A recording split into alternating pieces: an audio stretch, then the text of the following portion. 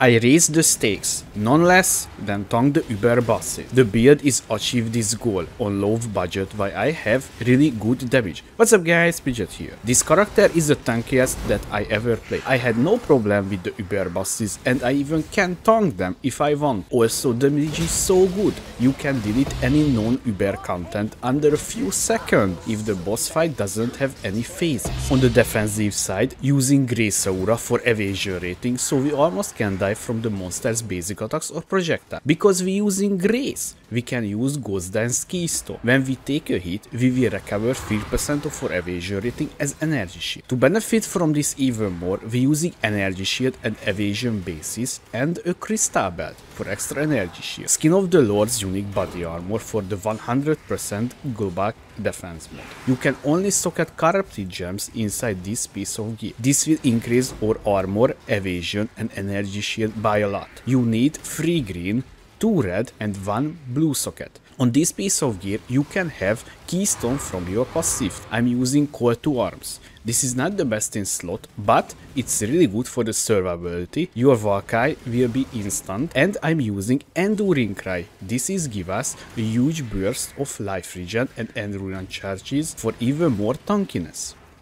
If you can afford, you can use Avatar of Fire or the Magebane version. The only downside is you can't use Enduring Cry and you need to craft on your gear minimum endurance charges.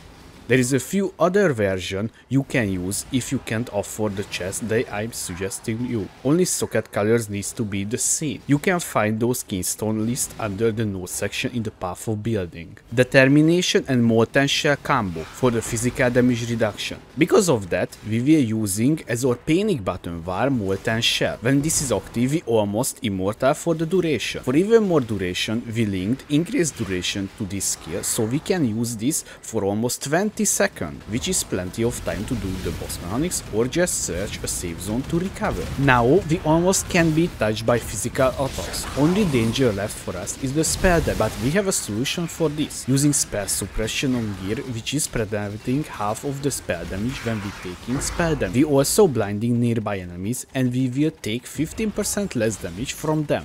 Ignite and shock immunity, because we choose Saboteur as our Ascendancy. It's important to get these immunities in the current patch, because all the monsters could shock or ignite. For even more defense, I upgraded my Pantheon to get freeze immunity, also we reducing the effect of chill effect by 50%. One thing worth to mention, when we fighting against the Uber boss, I suggest to you take Lete Shade. This will reduce the damage over time from the ground effects, but don't use it when you doing normal content. Also don't take when leveling, because it will make your life miserable. On the offensive side, this is a trap build, so we can preload our damage, so we can burst down the bosses in the first few seconds. Explosive trap can cause 11 small explosions. Each explosion will deal the same damage as the first one. There is no damage penalty. When you look at the path of building, you will only see over 1 million damage, but in the reality this number is way high. I didn't want to multiply the damage by a random number because I can't safely say how many explosions can hit the boss. But as you can see,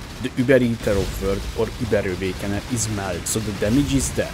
For even more damage, we using Helm enchantment for our trap. It's mandatory, this gives us a huge of damage increase.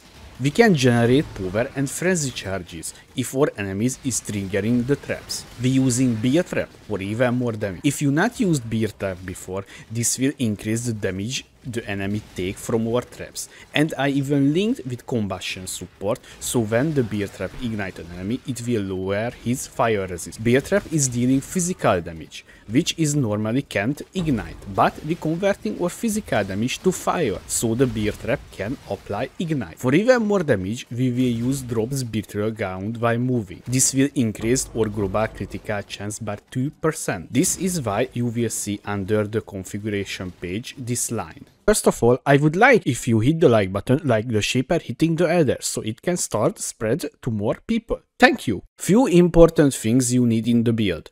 Aim on your weapon and your shield, +1 to fire or physical spells, skill gems, spell crit, spell damage, and fire damage increase. I bought a base with fractured mod and use spell crit essence till I get this. On your amulet, you also needs to be +1 to fire or physical skill gems. I bought mine and I didn't craft it. Or anointment is arcane potency. The stats you looking on your gear, life on every single piece of gear, resistance and spell suppression. The following implicits you can craft with eldritch currency. Spam till you get the following.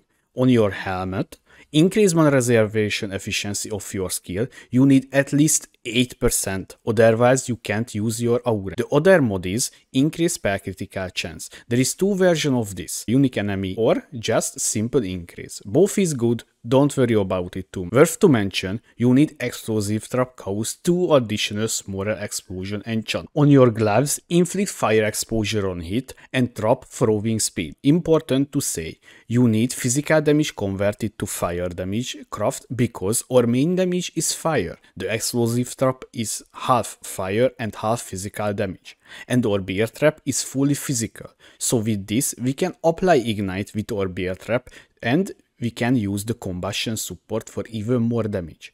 On your boots, gain physical damage as extra fire damage and draws brittle ground while moving.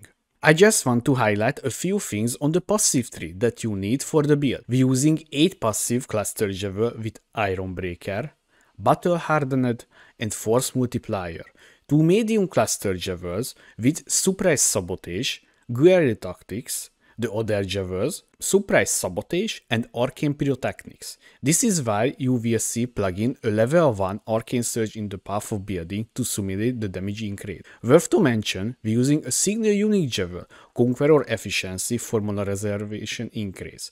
With this, we can fit all the auras in the build. We don't have to use Enlighten in the build. The rest of the jewels is rare with life and critical strike multiplier with fire skills and resistance. We're taking Saboteur as our Ascendancy, because almost this is the only Ascendancy in the game that synergizes very well with the traps. The notables are in order in the following. In your first lab, you take Perfect Crime, because our mana cost in the early stage is high. This helps sustain our mana, also it gives us extra damage. Second lab, we take Explosive Expert for more damage. Third lab, you will take Pyromaniac. This is what I really like in this Ascendancy. You will get health regen and you will immune to shock and ignite. When you complete your Uber lab, take Born in the Shadow. This is our defensive part. You will take less damage from the blinded enemies, while nearby enemies is also blinded. Gem and Gem Link, starting with the main link in our body armor, Explosive Trap with Awakened or that fire damage support. Really important, you need at least level 3 to get the +1 to supported physical skill gem tag. Concentrated effect, life tap, drop and mind damage support, and swift assembly support. This is our signal target setup. When we doing maps, we switching out the concentrated effect with increased area effect, swift assembly support to cluster trap support. Our aura setup in our weapon, summon skitterbots, grace and determination. In our helmet, we're using assassin mark, flame dash, enduring cry and life tap. In our shield, herald of ash, and I socketing the switching support gems inside here because we have few empty slots. In our gloves, or damage increase, bear trap with combustion and life tap support. In our boots, we're using Molten Shell, cost when damage taken, increased duration, and life tap. The Molten Shell needs to be level 10 and the cost when damage taken level 1, otherwise your cost when damage taken setup will not work. I hope you enjoyed this video about Explosive Trap Saboteur. If you have any question, please let me know under the comment section. Thanks for watching guys, I was Bridget and see you next time.